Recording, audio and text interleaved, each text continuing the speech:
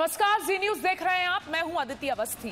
Sushant case के बाद बॉलीवुड एक नए संकट में घिर गया है। बॉलीवुड पर ड्रग्स रैकेट का साया मंडरा रहा है। कई स्टार्स इसमें फंसते नजर आ रहे हैं। इस बीच फिल्म इंडस्ट्री में बयानों का घमासान छिड़ गया है। जया बच्चन ने बॉलीवुड का समर्थन किया तो कंगना रनौत ने जया बच्चन को जवाब दिया। कंगना ने अभिषेक बच्चन का नाम लेकर जया बच्चन से सवाल किए। कंगना ने सीधे पूछा, अगर अभिषेक फांसी पर लटकते मिलते तो भी क्या आप यही कहती जो आज कह रही हैं? अब देखना यह होगा कि कंगना और जया की ये लड़ाई कहां तक जाती है और जया बच्चन का इस पर क्या पलटवार होगा, क्योंकि कंगना ने अभिषेक के साथ साथ उनकी बेटी श्वेता का भी जिक्र किया है। The people who have made their name in this film industry have called it a gutter. I completely disagree and I really disassociate, and I hope the government tells these people who have made their earning, name and fame in this industry to stop using such language.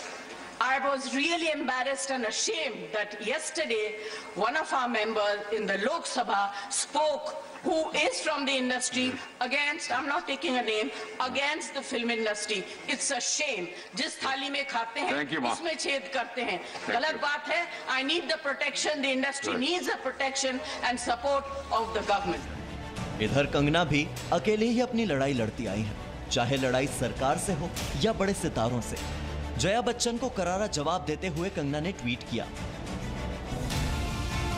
Jaya जी, क्या आप तब भी यही कहती अगर मेरी जगह आपकी बेटी श्वेता को टीनेज में पीटा गया होता, ड्रग्स दिए गए होते और उनका शोषण होता?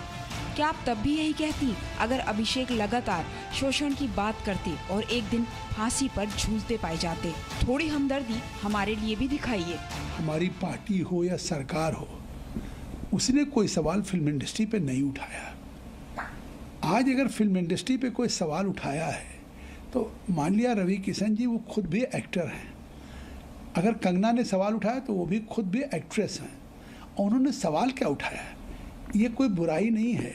आज वो एक्टर के साथ सौभाग्य से सांसद हैं रवि किशन जी, उन्होंने इस सवाल को उठाया है कि भविष्य में इस तरह के ड्रग्स के बढ़ते हुए चलन को रोका जाए, क्योंकि फिल्म इंडस्ट्री, उन्होंने ये भी कहा कि हम लोग सोसाइटी के लिए एक्टर एक्ट्रेस रोल मॉडल हैं, तो उन्होंने एक तरह से फिल्म इंडस्ट्री की उस गरिमा को बरकरार रखा। कंगना और जया की इस तकरार ने ये तो साफ कर दिया है कि बॉलीवुड भी विचारधाराओं में बटा हुआ है। किसी की रहस्यमयी मौत पर कुछ नहीं बोलता, लेकिन ड्रग्स की पोल खुलने पर मुखर हो जाता है। ये इंडस्ट्री कला और अभिनय से जुड़ी है, जहां कला ही इनका धर्म है, मगर धार्मिक, सांप्रदायिक और जातिगत मुद्दों पर ये अलग थलग पड़ती दिखाई देती है। अंडरवर्ल्ड, राजनीतिक पार्टियों और लेफ्ट राइट के झगड़ों में ये कलाकार हमेशा दो ध्रुवों पर खड़े नजर आते हैं। आज देश की संसद में जया बच्चन की भाषा से लगा मानो वो पूरी बॉलीवुड इंडस्ट्री की रक्षा करना चाहती हैं, बॉलीवुड को बचाना चाहती हैं। लेकिन जया बच्चन आखिर उन्हें सुरक्षा क्यों देना चाहती है जो सितारे ड्रग्स के जाल में फंसे हैं? और जया बच्चन इन सितारों को किनसे बचाना चाहती है? क्योंकि बॉलीवुड की ड्रग्स गैंग का सबसे बड़ा डर इस वक्त सिर्फ देश का कानून है। ब्यूरो रिपोर्ट, जी मीडिया। और कंगना के साथ ही रवि किशन पर भी जया बच्चन ने निशाना साधा, जिसके बाद रवि किशन ने कहा कि उन्हें जया से ये उम्मीद नहीं थी। वो जया से अपनी कही बात पर समर्थन की उम्मीद कर रहे थे। रवि किशन ने कहा कि फिल्म इंडस्ट्री को एक प्लान के तहत खत्म करने की साजिश रची जा रही है।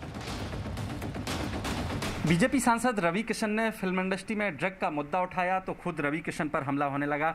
रवि जी, आपने देखा, आपने तो ड्रग का मुद्दा उठाया, लेकिन जया जी कह रही हैं कि फिल्म इंडस्ट्री को बदनाम कर रहे हैं आप और उसी थाली में खाए उसी में छेद कर रहे हैं। बहुत हम हमारी सीनियर हैं, बड़ा दुखद हुआ। मुझसे ये उम्मीद नहीं थी कि वो हमसे ऐसा कहेंगे। मुझे लगा था वो सब सपोर्ट करेंगे, मेरा समर्थन करेंगे, क्योंकि मैं युवाओं के लिए बोल रहा हूँ। मेरे इंडस्ट्री में कुछ चुनिंदा लोग जो ड्रग्स ले रहे हैं वो एक फ़ैशन ना बन जाएं और मेरे बच्चे कल या जया जी के परिवार के बच्चे या देश के बच्चे आएँ तो एक जब जया जी आई थी फिल्म इंडस्ट्री में तो ये माहौल नहीं था, अमित जी आए थे, अब मैं जब आया था, ये अचानक ये ड्रग्स और केमिकल ड्रग्स, ये भी जो जिस तरह से चाइना बायो वेपन के थ्रू कोरोना भेजा, उस तरह से एक्सटेसी, कोकेन, LSD, MDA, बहुत सारे नाम हैं। एक बहुत महंगे ड्रग्स हैं जो आ रहे हैं, लोग खा रहे हैं, पी रहे हैं और इसको बर्बाद हो रहे हैं, इजीली अवेलेबल है। ये कैसे इजीली अवेलेबल हो गया, कैसे ये लीगल करके इन लोग इंडस्ट्री में भेज रहे हैं, उसकी कमर तोड़ने के लिए कल मैंने बात की थी। और आज उन्होंने बजाय, मुझे लगा था राज्यसभा में मेरा सपोर्ट करेंगी, उन्होंने इसको मुद्दा बना के हम पे पलटवार किया, जो मैं बहुत इससे आघात हुआ। वो कह रही हैं कि आप फिल्म इंडस्ट्री को गटर कहा जा रहा है, हम सबसे ज़्यादा टैक्स भर रहे हैं, दुनिया भर में फिल्म इंडस्ट्री को नाम से जाना जाता है, तो ये इस तरह के आरोप आप ही पर क्यों थे? देखिए, चुनिंदा लोग जो ख़राब कर रहे हैं, वही मैं, जया जी मेरी बात समझी नहीं कि मैं इस इंडस्ट्री को प्रोटेक्ट करना चाह रहा हूँ, जो इंडस्ट्री विश्व की सबसे बड़ी इंडस्ट्री है, वर्ल्ड की लार्जेस्ट इंडस्ट्री, इसको कौन खोखला करना चाह रहा है? जया जी से मेरा यही सवाल है कि कौन इसको बर्बाद करना चाह रहा है, कौन इनडायरेक्टली इसमें आ रहा है, कौन ड्रग्स करके यूथ को, युवाओं को, हीरोज़ को ख़त्म करना है, जो रोल मॉडल्स हैं देश के, तो एक फैशन ना बन जाए। तो ये सारी चीज़ों को रोकने के लिए हमने बात कही थी। और जया जी को उन्होंने सुना ही नहीं। पहली बात, पूरी फिल्म इंडस्ट्री ड्रग्स नहीं ले रही है, कुछ लोग ले रहे हैं, और ना मैंने गटर का इस्तेमाल किया शब्द का, ना मैंने कुछ नाली कहा। जया जी ने कहा जी थाली में खाते हैं, तो जया जी उसमें छेद करते हैं। मैं आपको बता दूं, ना मुझे कोई किसी ने थाली दी कभी, ना मुझे फिल्म इंडस्ट्री में किसी ने खाना दिया। मैंने स्वयं की एक भोजपुरिया थाली बनाई, स्वयं को लॉन्च। एक छोटा सा ब्रेक यहाँ लेते हैं, फौरन लौटेंगे, बने रहिए हमारे साथ। Presenting B News app available on Google Play and App Store. Download it now.